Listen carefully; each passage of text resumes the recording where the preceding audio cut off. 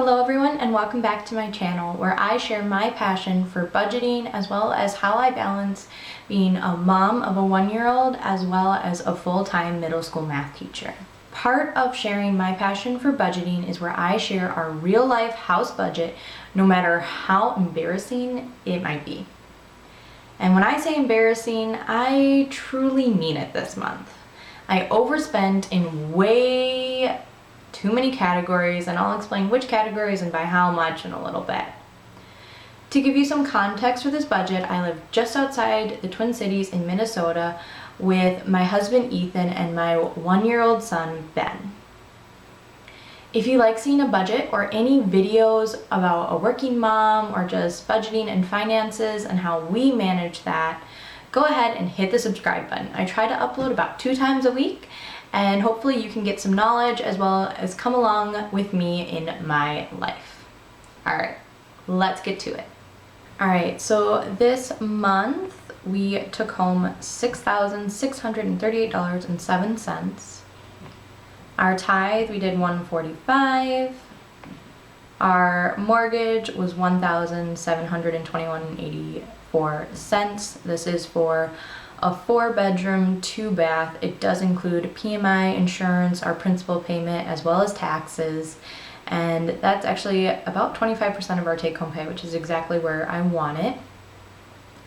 Our electric and gas was only $82.52 this month. So we ended up getting a tax credit from Xcel Energy for this Saver Switch program that we're in.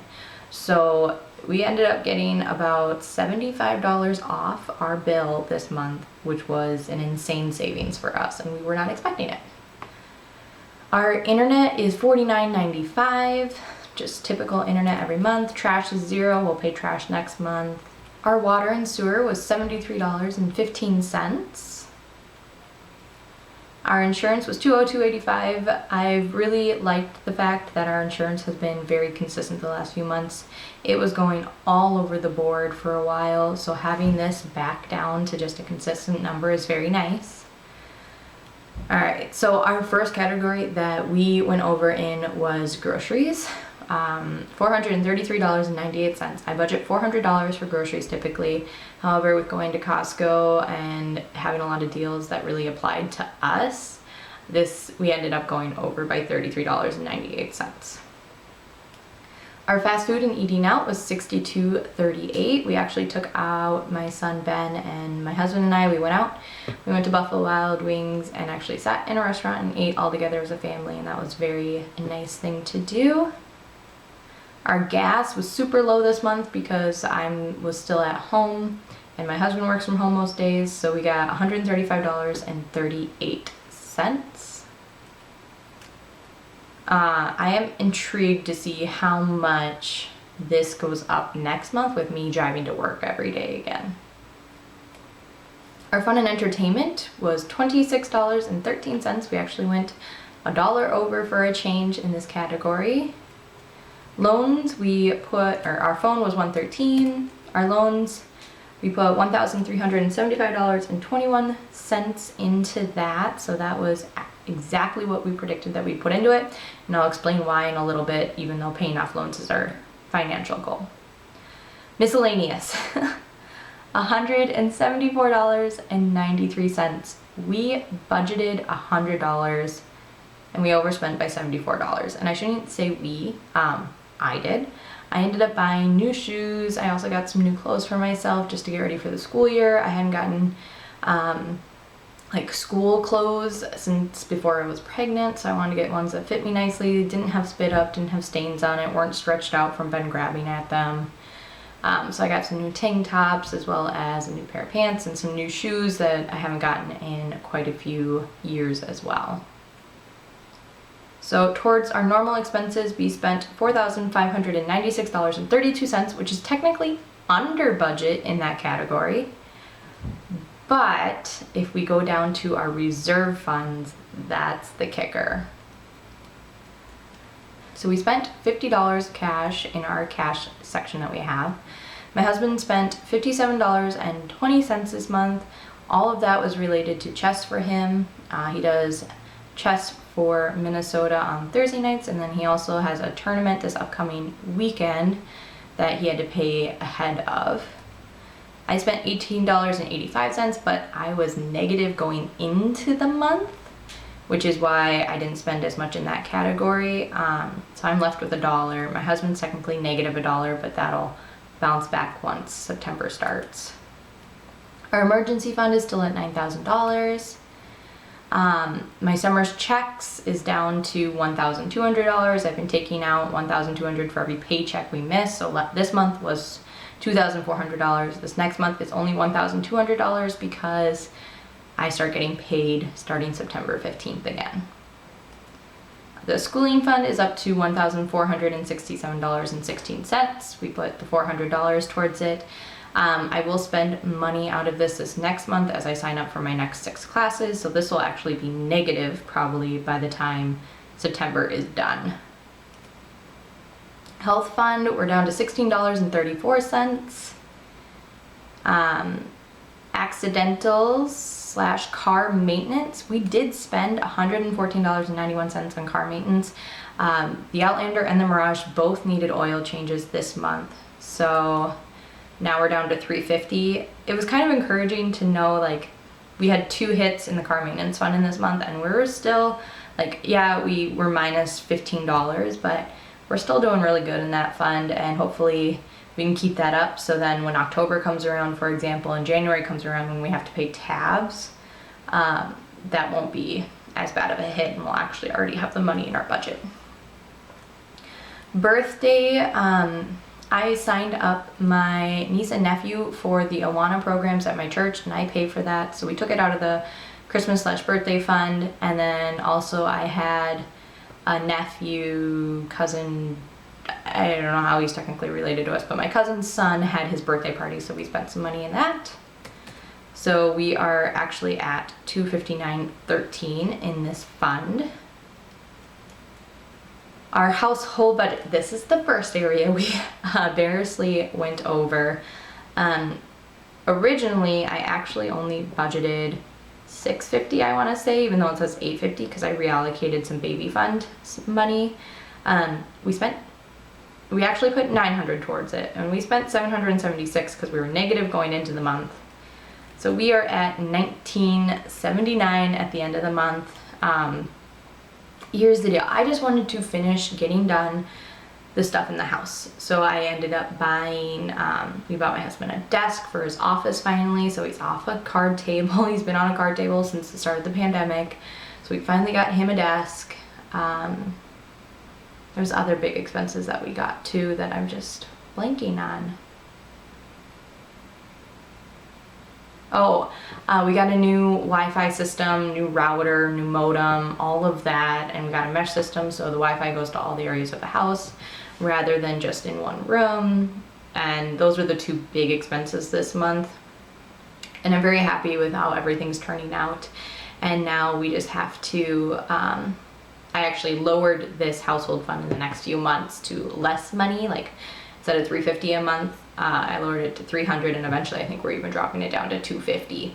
So now that we've gotten most of the inside done, I'm not too concerned about keeping up with it, and it won't be such a financial impact. I don't have to worry about it every month anymore. The church / school fund, I've spent $100 out of it, and I'm left with $5. I spent a lot of money this month just because I'm going back to school, and I actually put an extra $25 in this fund than we typically would because of that. Just getting my classroom set and all that jazz. Baby fund, another category that we ridiculously overspent. We were actually negative in this fund this month. I spent $763.74, and the ending balance is going to be negative $405.74. And the reason why I overspent in this category is that we renewed my son's Love Every subscription, and we also bought 5 boxes of the Costco wipes when they were on sale, so that was also a big expense. But now we shouldn't have to buy wipes for the next 7 months. And the Love Every subscription, I renewed it for the whole year so I could get the 10% off. It took me a while to really commit to it. I love the Lovevery. I did not like the price tag for renewing. However, just seeing my son play with them, even when he was sick or had like a bud, like there was a time where my son wouldn't sit down because he had such a bad butt rash. The only time he sat down was to play with the ring stacker in this last kit that he got. So we renewed it. I'm excited for it. I don't have to think about it. I don't have to do a bunch of research to find the toys. And when I did do some research, it looked like the toys were going to cost just as much to get them elsewhere and not even getting all the toys. So we went with the Lovevery subscription, and I'm excited to get the next box next month. And then for the mom category, we're negative $63. In December, I pay for life insurance, even though technically my mom pays for it. I'll pay $100 and this will drop back down. And if I am over that, I will just pay my mom out of pocket. So that is our reserve funds. So $2,000, $2,041.75 is our reserve funds. So our total at the long run is $6,638.07, which means we have a zero-based budget. Now the stuff that I get most excited about is our loans. So our beginning balance of our loan for our last Sallie Mae one, which is my private loans, is $8,812.18. We paid about $900 towards this month, so it is now down to $7,952.74. Navient loans are all stayed the same because we're putting what we would typically pay Navient, this $275.07, towards this loan, since we are still under the CARES Act and we don't have to pay interest right now. And then their Outlander loan is $18,373.49 if you round. I'm not planning on paying that back until the absolute last thing on our agenda is to pay that loan back. So in total, we have $48,883.49 of student loans left. Our reserve funds, we started at $14,000, we ended at $12,000. It took a lot of impact out of our house budget and the baby budget, as well as the fact that we budgeted my summer checks. So we technically lose about $2,400 a month out of just that. So I'm not surprised that our reserve fund technically went down. Our credit union is still at $611. Our house value went up $4,000 since the beginning of August to the end of August. Our Mirage also went up another almost $2,000. It went up $1,749. Our Outlander went up $2,469. The used cars, it blows my mind. They keep going up in value instead of down in value because of the microchip crisis and all of that. So I'm just taking it in. I was very excited to see that our Outlander balance, how much we owe against the car, is now less than what the car actually costs if we were to go and sell it. So that was very exciting to see this month. There's our car and our student loan total. We're getting so close to being under $30,000 for student loans.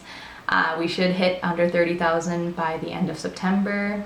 Our mortgage value is now at $285,512.28, which makes our net worth $60,154. I had the realization when I was prepping my budget is the fact that once we are done paying off all of our loans, we will be above the $100,000 threshold for our net worth. Now, our net worth does not include any of our retirements. Maybe eventually I will throw that in there, but this is just what we have in our major assets. Again, not including retirement, not including our HRA. But yeah, there we have it. So, all right, so there is our August budget report. Super embarrassing. I can't believe I spent that much, even though I went into the month knowing I was going to spend that much.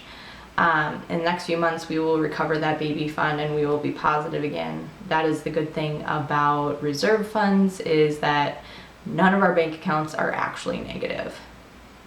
So if you like this budget, go ahead and hit the thumbs up button, subscribe if you want to see more, and I'll catch you guys later.